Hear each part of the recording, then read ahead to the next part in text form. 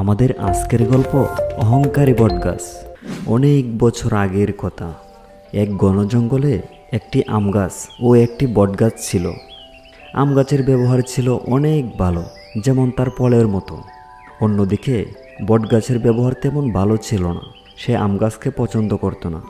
একদিনের কথা, এক রানী মৌমাছি তার সাথীদের নিয়ে সেই জঙ্গলে এলো বাসা বেঁধে থাকার জন্য। তখন রানী মৌমাছি বটগাছটিকে দেখল। বটগাছটি ছিল অনেক উঁচু, তাদের বাসা বানিয়ে থাকার জন্য একটি উপযুক্ত স্থান। তখন রানী মৌমাছি গাছটির কাছে গিয়ে বলে, হে বটগাছ, আমরা এই জঙ্গলে নতুন এসেছি এবং বাসা বানিয়ে থাকার জন্য একটি গাছ খুঁজছি। আপনি দয়া করে আপনার গাছে আশ্রয় দিয়ে আমাদের সাহায্য করুন। রানী মৌমাছির কথা শুনে বটগাছটি বলল, আমার গাছে অন্য কেউ বাসা বানিয়ে থাকুক তা আমি মোটেও পছন্দ করি না। তাছাড়া জঙ্গলে এত গাছ থাকতে তুমি আমার কাছে কেন এসেছো? আমি তোমাদের আশ্রয় দিতে পারবো না।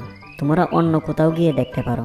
বটগাছ ও মৌমাছিদের সব কথাগুলো আম গাছটি শুনছিল। তখন আম গাছটি বটগাছটিকে বলল, আচ্ছা বটগাছ, তোমার কাছে তো অনেক জায়গা আছে। ইচ্ছা করলে তুমি মৌমাছিদের আশ্রয় দিতে পারো। তাহলে তুমি কেন তাদের সাথে এরকম ব্যবহার করছো? আরে বাহ, তোমার তো দেখছি অনেক মায়া হচ্ছে। তাহলে তুমিই তো আশ্রয় দিতে পারো, আমাকে বলছো কেন? আম গাছ তখন রানী মৌমাছিকে বলে, বোনেরা, তোমরা যদি কিছু মনে না করো তাহলে আমার গাছে মৌচাক বানাতে পারো, আর এখানে তোমাদের কোনো অসুবিধা হবে না। আম গাছের কথা শুনে রানী মৌমাছিরা অনেক খুশি হয় এবং সেখানে তাদের বাসা বানায়। কিছুদিন পরে দুইজন কাঠুরে কাঠ কাটার জন্য সেই জঙ্গলে আসে। বাহ, গাছটি তো দেখছি অনেক বড়। এই গাছটি কাটলে অনেক কাঠ পাওয়া যাবে। আরে ওই যে দেখো, গাছটির মধ্যে একটি মৌচাক। এখন যদি আমরা গাছটি কাটি তাহলে মৌচাক তো আমাদের ছাড়বে না। চলো, এই গাছটি কাটার দরকার নেই, আমরা অন্য গাছ দেখি। তাই তো, তুমি তো ঠিক কথাই বলছো। আর ওই যে দেখো, সামনে আরও একটি বড় গাছ রয়েছে। চলো আমরা ওই গাছটিকেই কাটি। তখন ওই দুইজন কাঠুরে বটগাছটিকে কাটতে আরম্ভ করে।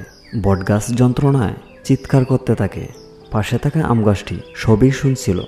আম গাছটি তখন রানী মৌমাছিকে বলে, রানী মৌমাছি, ও রানী মৌমাছি, তাড়াতাড়ি বাহিরে এসো। কি হয়েছে আম গাছ? রানী মৌমাছি, দেখো কাঠুরেরা বট গাছটিকে কেটে ফেলছে। আমাদের উচিত বট গাছকে বাঁচানো। কেন বাঁচাবো তাকে? সেদিন সে কি ব্যবহার করলো আমাদের সাথে। তাছাড়া বট গাছ অনেক অহংকারী, তাকে কেন বাঁচাবো? বট গাছ যতই খারাপ হোক না কেন, সে তো আমাদেরই প্রতিবেশী। আর বিপদের সময় আমরা যদি তাকে সাহায্য না করি তাহলে কে সাহায্য করবে? ঠিক আছে আম গাছ, আমরা বট গাছকে সাহায্য করব। চলো সাথীরা।